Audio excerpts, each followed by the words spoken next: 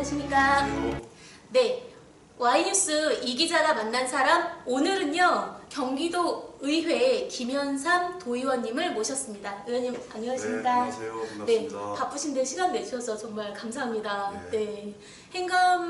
행정사무감사가 네. 이번 주까지 진행 중이죠? 네, 맞습니다. 네, 많이 바쁘시죠? 바쁩니다. 네. 네.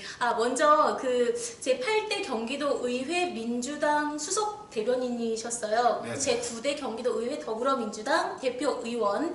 2018년 7월부터 10대 경기도 의회 여성가족교육협력위원회 의원님이십니다. 네, 그렇습니다. 네, 그래서 삼선 도의원으로서 그동안의 소회 말씀 그리고 독자분들께 소개 부탁드리겠습니다.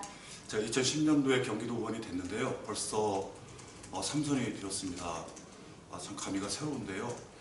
처음에 제가 경기도 의원이 됐을 때 우리 지역 주민들한테 약속한 게 있습니다. 초심을 잃지 않고 변하지 않겠다.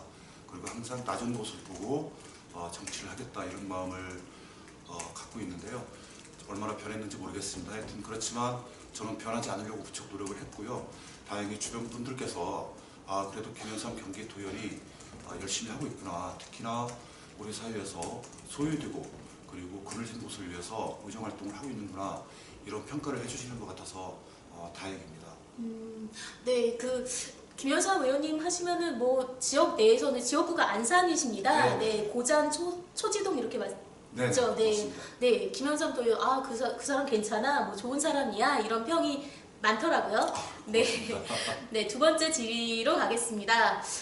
최근에 반월공단 노후 도로시설 정비 사업비 10억 원, 그리고 안산시 여성 비전센터 빛가람홀 공간 조성 사업비 2억 3,800만 원 해서 총 12억 3,800만 원을 경기도로부터 특별 조정 교부금을 확보하셨습니다. 네네. 네, 설립이 40여 년이 지났습니다. 반월공단 하면 사실은 안산의 어떻게 보면 시그니처 같은 그런 공간인데요. 노후화가 심각한가요? 어떤 대책이 좀 강구돼야 할까요? 예, 실제로 그 노후화가 아주 심각한 상태입니다. 그런데 저도 반월공단에서 현장 노동자로 10여 년 동안 일을 했던 경험이 있습니다. 의원님께서요? 그렇습니다. 네. 제가 89년도부터 근무를 했었는데요. 제조업 현장에서 제조업 노동자로 일을 했었습니다. 그때하고 지금하고를 또 비교해보면 도로도 많이 파헤쳐져 있고요. 그 다음에 가로등도 많이 깨져 있는 것도 보이고 무엇보다도 이 반월공단이라고 하는 곳이 애초에 이 수도권의 수도권의 산재에 있던 이른바 3D 업종이라고 하죠. 그걸 이제 모아놓은 아시아 최대 규모의 제조업 중심 단지인데요. 이제 한 40년 지나다 보니까 공단으로서의 어떤 기능, 그리고 요즘 4차 산업혁명 시대라고 얘기를 하는데요. 그런 시대의 변화에 발맞춰서 공단이 변해야 되는데 아직도 많은 부분 제도적인 한계 이런 것들로 인해서 어려움을 겪고 있는 게 사실입니다. 특히나 이제 반월공단은 국가산업 단지이기 때문에 국가가 관심을 가져야 되는데 그런데 저희가 기대하는 것만큼 국가가 관심을 갖고 있지 않아요. 구조조정이랄지 이런 부분들에 대해서 적극적인 투자가 이루어져야 되는데 그러고 있지는 않습니다. 그런데 우리 안산 시민들 입장에서 가장 좀 불만인 거는 이 반월공단에서 나오는 거의 모든 세금이 다 중앙정부로 귀속이 되거든요. 그렇게 돼요? 법적으로 그렇게 되어 있습니다. 네, 법적으로 그렇게 되어 있습니다. 그러다 보니까 정작 반월공단의 구조조정과 그 다음에 도로를 이렇게 좀 보수한다든지 또는 그 반월공단 노동자들을 위한 여러 가지 복지시설을 설립하고 운영을 한다든지 하는데 들어가는 비용을 전체가 거의 대부분 안산시와 경기도가 지금 분담하고 있는 그런 현실입니다. 뭔가요? 그래서 네. 이게 이제 앞뒤가 맞지 않는 거죠. 그래서 저는 이 반월공단이 이제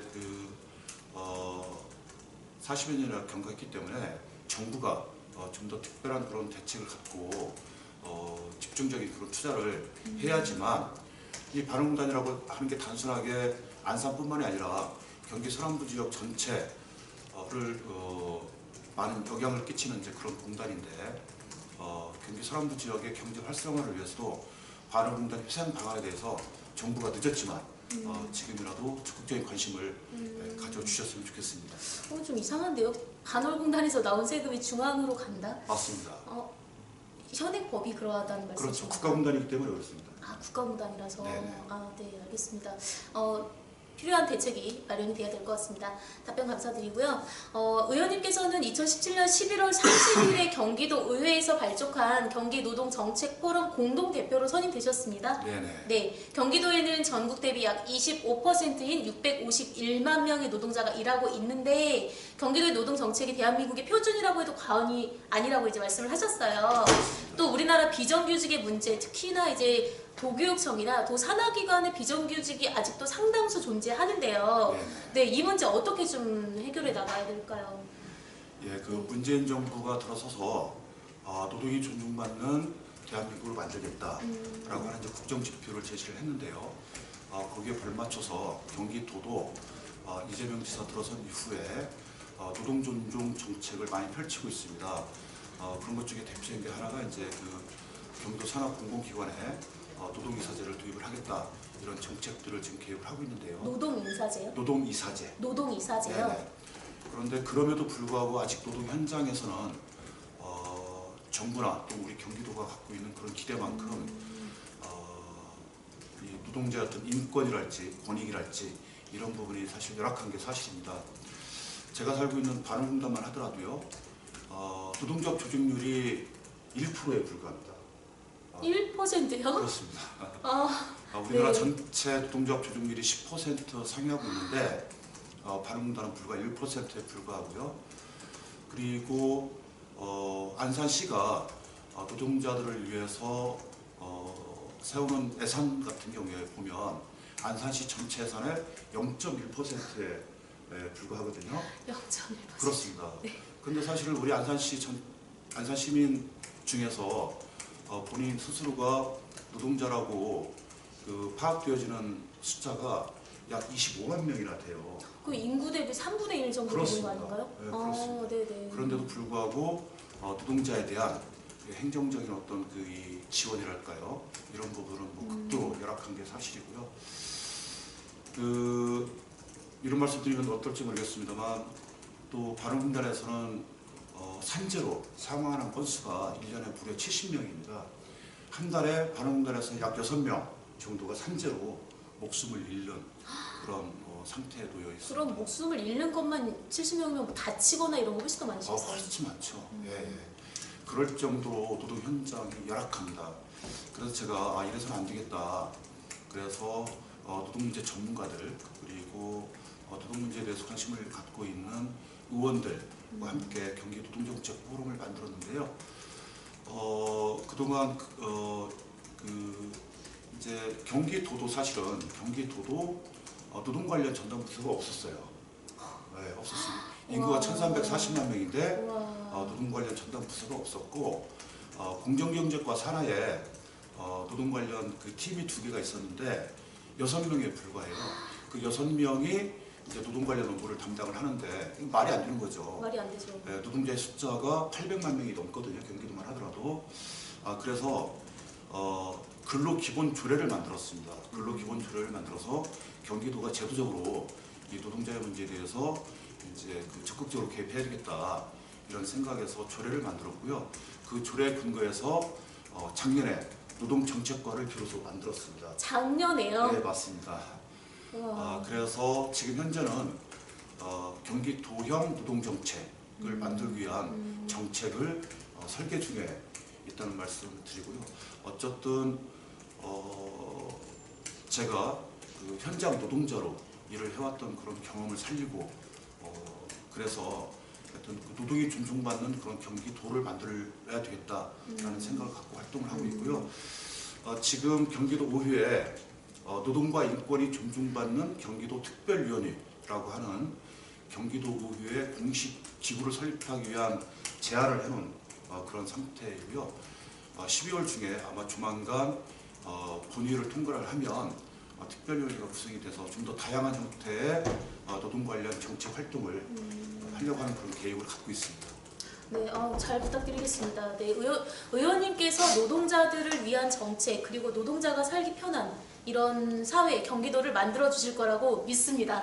네, 고맙습니다. 부탁드리겠습니다. 네, 다음 질문으로 넘어가겠습니다. 네, 의원님께서는 안산시 내 서민 주거 보급률 안정에도 힘써 오신 것으로 알려져 있습니다. 그런데 최근에 이제 재건축, 안산의 재건축 등으로 인해서 고가 아파트가 또 속속들이 들어서서 네, 이게 서민 주거에 불안정한 영향을 끼칠 수 있다. 또 안산이 앞서 말씀드린 대로 제조업 중심의 산업단지 공단 지역이라는 관점에서 이 문제를 또 어떻게 해결해야 될까요?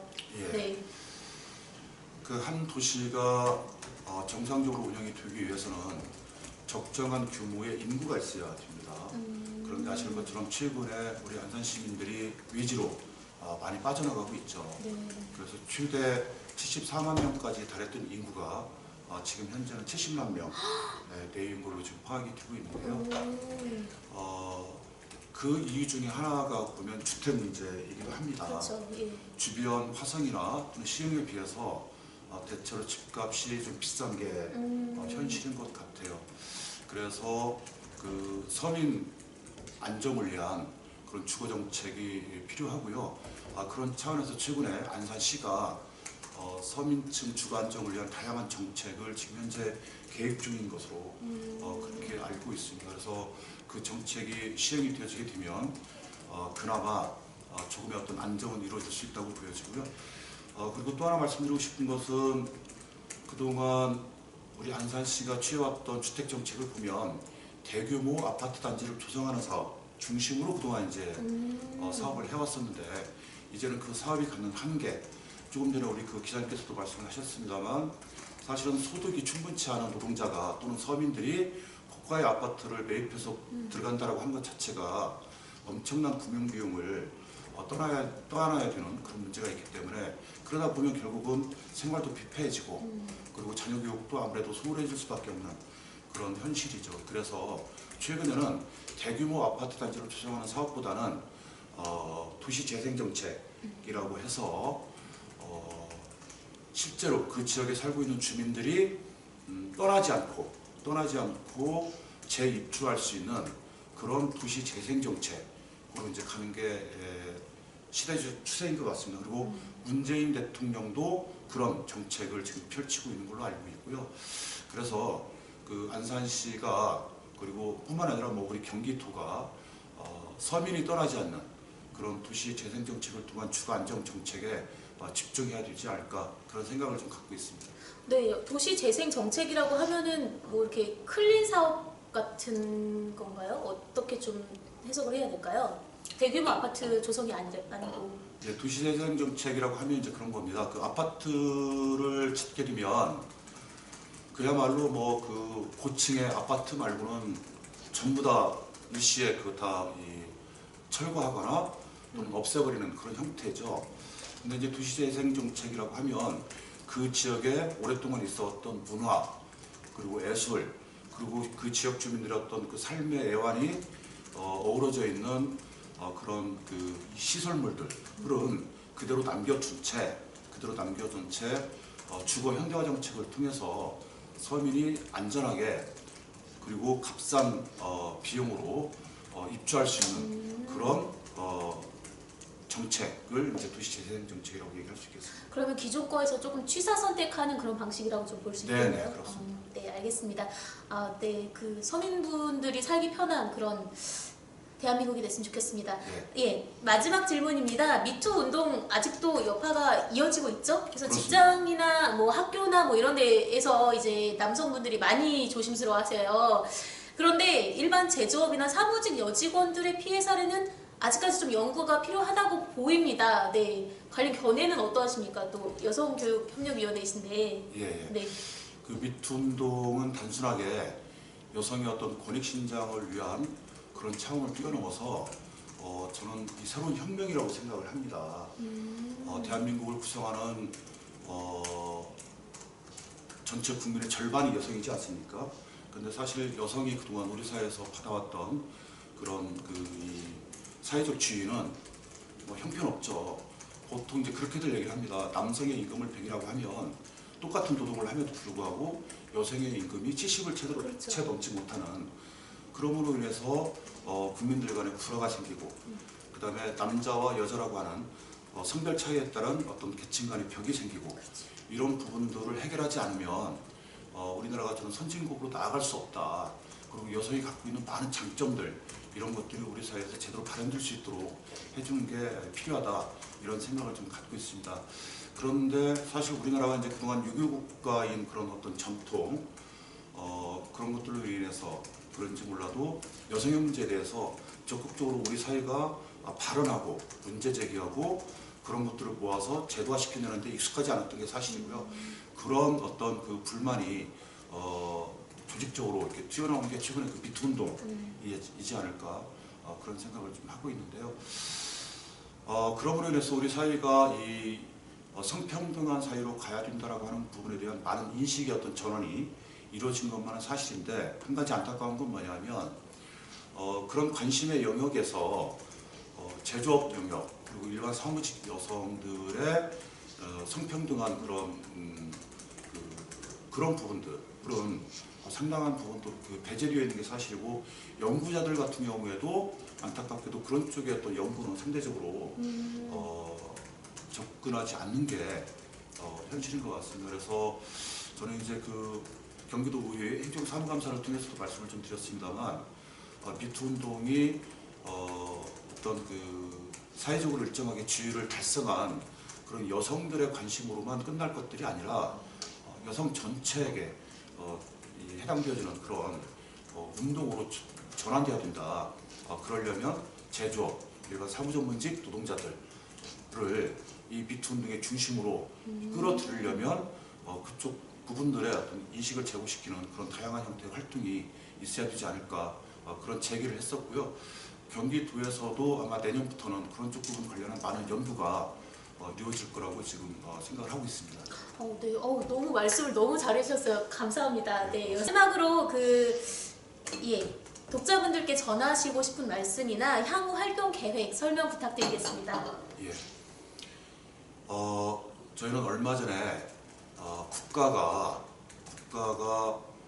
국민을 보호하지 않으면 어떤 일들이 벌어지는가를 지켜보았습니다. 그리고 그런 저항의 분노에서 그야말로 광화문을 포함한 전국에서 촛불이 일어났었고요.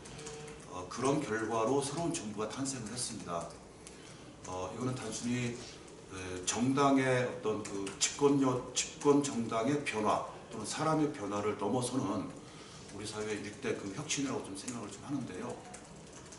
그야말로 나라다운 나라를 만들기 위한 노력이 필요하다고 생각을 하는데 이 노력은 단순히 대통령과 정부만의 노력으로 그쳐서는 안 된다고 생각을 합니다. 여전히 우리 사회 곳곳에는 우리가 알고 있는 또는 알고 있지 못하는 수없이 많은 적폐들이 쌓여 있습니다. 그런 적폐들을 정말 걷어내고 건전한 상식이 통하는 그런 세상 그리고 열심히 땀 흘려서 일하는 사람이 우리 사회로부터 존경받고 대접받는 그런 세상 그리고 억울한 사람이 없는 세상 이런 세상을 만들어야 된다고 생각을 하고 있고요. 저도 비록 경기도의원이지만 경기도에서 할 수 있는 여러 가지 노력들을 경주할 그럴 계획을 갖고 있고요. 우리 안산 시민 여러분들 그리고 경기도민 여러분들 열심히 하도록 하겠습니다. 항상 응원해 주시고 힘 보태 주시기 바랍니다. 고맙습니다. 네, 왜 이렇게 든든합니까? 네, 여러분 정말 김현삼 경기도 의원님이십니다. 네, 너무나 든든합니다. 네, 의원님 바쁘신데 시간 내주셔서 감사하고요. 기회가 된다면 또 독자분들께 같이 인사를 드릴 수 있는 기회가 있었으면 좋겠습니다. 네, 의원님 감사합니다. 네, 고맙습니다. 네.